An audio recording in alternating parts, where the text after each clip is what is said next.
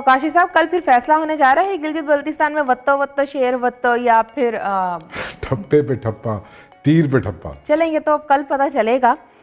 بات یوں ہے کہ کل اب 15 نومبر کو گلگت بلتستان جس کی آبادی کوئی لگ بھگ 18 لاکھ کے قریب ہے اور یہاں پر 7.5 لاکھ رجسٹرڈ ووٹرز ہیں، وہ اپنے 10 اضلاع کے لیے 24 نمائندوں کا انتخاب کرنے جا رہے ہیں.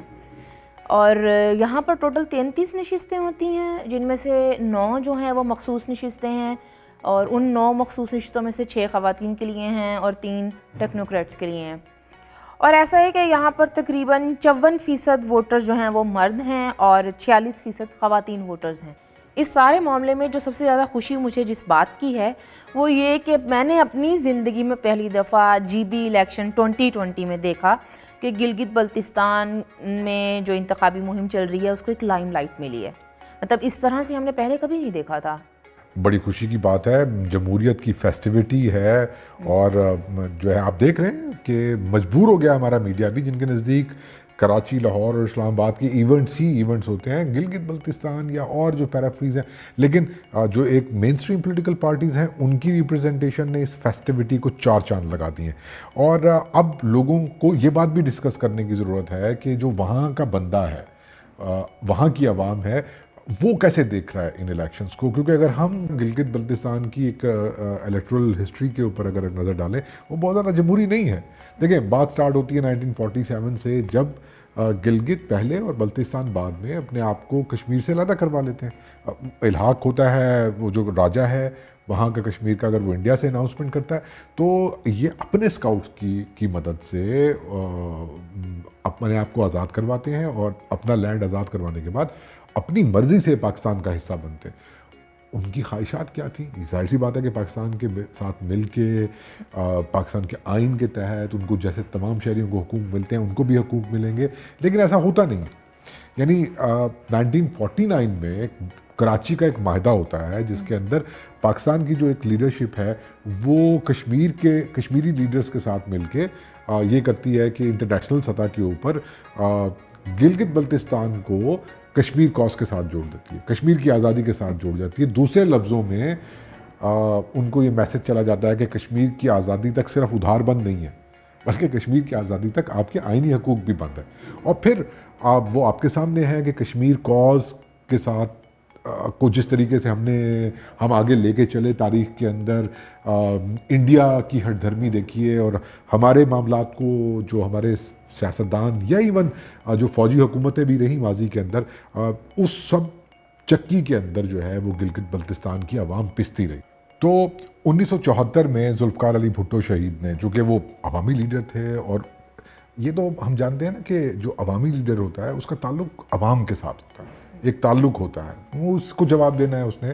تو پہلی مرتبہ ایک جمہوری عمل کا آپ سمجھ لیں کہ آغاز ہوا، ایف سی آر کا خاتمہ ہوا، اور اس علاقے کے اندر انہوں نے ایک ایڈوائزری کمیٹی بنائی، ناردرن ایریاز ایڈوائزری کونسل. بالکل. اور اس کونسل کے جو رکن تھے وہ الیکشن کے ذریعے سے منتخب ہوئے، اور اس طریقے سے ہم یہ کہہ سکتے ہیں کہ ایک جمہوری عمل کا آغاز ہوا. لیکن پھر وہ ماشاء اللہ ضیاء الحق کا جہاں پورا ملک زد میں آیا اس ایک ڈکٹیٹر کی پالیسی سے، وہاں پہ یہاں پہ بھی کام رک گیا. تو جب پھر عوامی حکومتیں آئیں 1994 میں پہلی مرتبہ بے نظیر بھٹو شہید نے ایک لیگل فریم ورک آرڈر کے ذریعے سے ریفارمز کا آغاز کیا. اور ایک مرتبہ پھر کوشش یہ کی گئی کہ بجٹ کے اندر، گلگت بلتستان کے بجٹ کے اندر، اور نہ صرف مالی معاملات بلکہ کسی حد تک گورننس میں بھی جو وہاں کا لوکل ہے اس کی آواز کو شامل کیا جائے. اور نیٹو ہے جو وہاں ایگزیکٹلی، بالکل بہت صحیح لفظ آپ نے استعمال کیا. تو یہ ایک ان ریفارمز کا جو ہے ایک سلسلہ شروع ہوا، اور آہستہ آہستہ ہمیں سمجھ میں آنا شروع ہوا کہ جو عوامی نمائندے ہیں وہ وہاں پہ ان لوگوں کے لیے کچھ کرنے کے لیے سنجیدہ ہیں.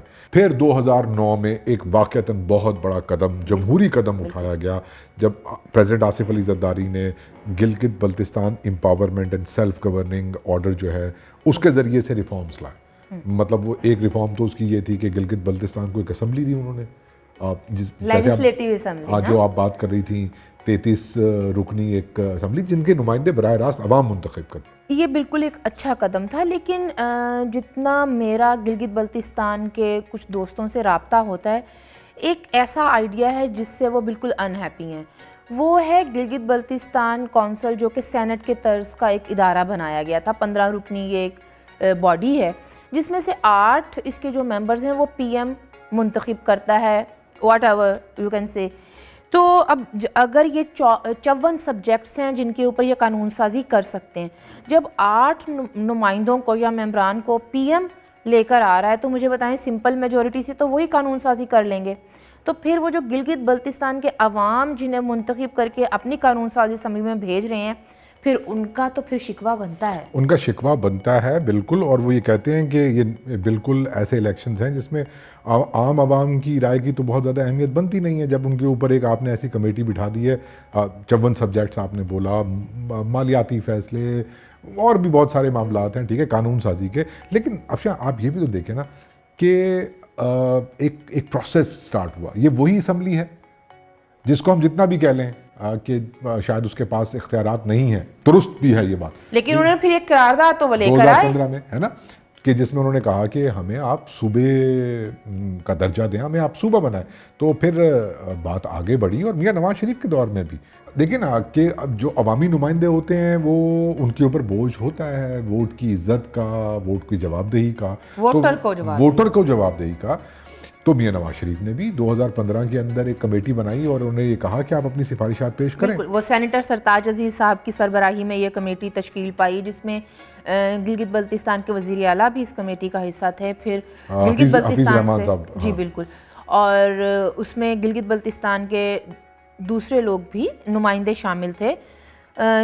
2 سال لگا کر انہوں نے مارچ 2017 میں 93 صفحات پر مشتمل اپنی سفارشات پیش کیں. بڑی پروگریسو سفارشات تھیں وہ، بہت پروگریسو. مطلب اگر انہیں پڑھا جائے تو بندہ سوچتا ہے کہ واقعی 2 سال محنت ہوئی، جس میں ایک تو وہ صوبے کے حوالے سے بات ہوئی، مانا انہوں نے کہ یہ صوبہ ہونا چاہیے. اور ان کو دیکھیں، میں اگر اس کو کنکلوڈ کروں آخر میں، ہم انتخابی تاریخ کی اگر بات کر رہے ہیں گلگت بلتستان کی، تو جو وہاں کا بندہ ہے اس کی ڈیمانڈز اور اس کی مانگیں بہت سمپل ہیں. میں I can count them on fingers.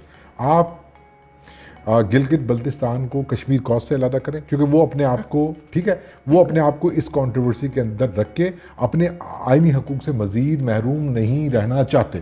آپ ان کو سینٹ میں حصہ دیں، بے شک ان کو ایز آبزرور بٹھا لیں. وہ کہتے ہیں ہمیں انیشلی آپ ایز آبزرورز بٹھا لیں آپ، لیکن ہمیں سینٹ کی کارروائی میں شامل ہونے دیں. اور گلگت بلتستان کے حوالے سے اگر کوئی قانون سازی ہو رہی ہے تو ہماری رائے لے لیں اس کے اوپر. بالکل. آپ ہمیں قومی اسمبلی میں 4 سیٹیں دیں، بنتی ہیں. آپ ہمیں آزاد عدلیہ دیں. آپ ہمیں این ایف سی کے حوالے سے آپ بات کر رہی تھی، تو این ایف سی جو ہے وہ اس میں بھی ان کی یہ ڈیمانڈ. تو یہ اور پھر آزاد الیکشن کمیشن کی بھی آزاد الیکشن، تو یہ کوئی بہت پیچیدہ اور مشکل ڈیمانڈز نہیں ہیں. دیر از اے ول، دیر از اے وے. اور میرا خیال ہے کہ جمہوری حکومتیں جو ہیں وہ اس کی طرف پیش قدمی کر رہی تھیں، لیکن پھر معاملات جو ہیں وہ تھوڑا سا بگڑ جاتے ہیں. پھر جمہوری حکومتوں کی دیکھا دیکھی پھر سفارشیں کروائی جاتی ہیں کہ پلیز ان جماعتوں کو بٹھا کرنا تو جلدی سے صوبے کا درجہ دلوا دیتے ہیں، اور کریڈٹ یہ لے دیا کہ کریڈٹ، کیونکہ الیکشن سر پر تھے. ہاں. اور دلچسپ بات یہ ہے کہ جو انہوں نے ایک کریڈٹ لینے کی کوشش کی نا کہ ہم صوبہ بنا کے ان کو دے رہے ہیں، تو پیپلز پارٹی یا دوسری جو اپوزیشن جماعتیں وہ یہ کہہ سکتے تھے کہ ہم بنائیں گے کریڈٹ. انہوں نے کہا نہیں، ہم آپ کے ساتھ ہیں، بنائیں صوبہ آپ، یہ الیکشن ہو جائے، اس کے بعد یہ جو جب ایک دفعہ نئی نمائندے آ جائیں گے تو آپ ان کے ذمہ لگا دیں گے. نہیں تو پھر گھبراہٹ کا یہ عالم ہو گیا کہ ایک نان الیکٹڈ زلفی بخاری نامی شخص وہ ان کی گلگت بلتستان میں وہ الیکشن کیمپین میں وہ تقریریں کرتا پھر رہا ہے. ہاں. اور ایک اور چھوٹا سا سوال بھی میرے ذہن میں آتا ہے کہ پاکستان تحریک انصاف کی نکمی اور نااہل حکومت صوبہ بنانے میں اتنی سیریس ہے، تو جو ایک وعدہ کیا تھا سرائیکی صوبہ بنانے کا وہی بنا دے کوئی. نہیں تو یہ سوال میرا خیال ہے خسرو بختیار کا بنتا ہے، اور پھر سوال یہ بنتا ہے کہ خسرو صاحب آج کل کدھر غائب ہیں. خسرو صاحب آج کل کدھر غائب ہیں؟ گلگت بلتستان میں تو دکھائی نہیں دی آخری اطلاعات آنے کے مطابق. وہاں سے تو وہ سرائیکی صوبہ لینے سے رہے.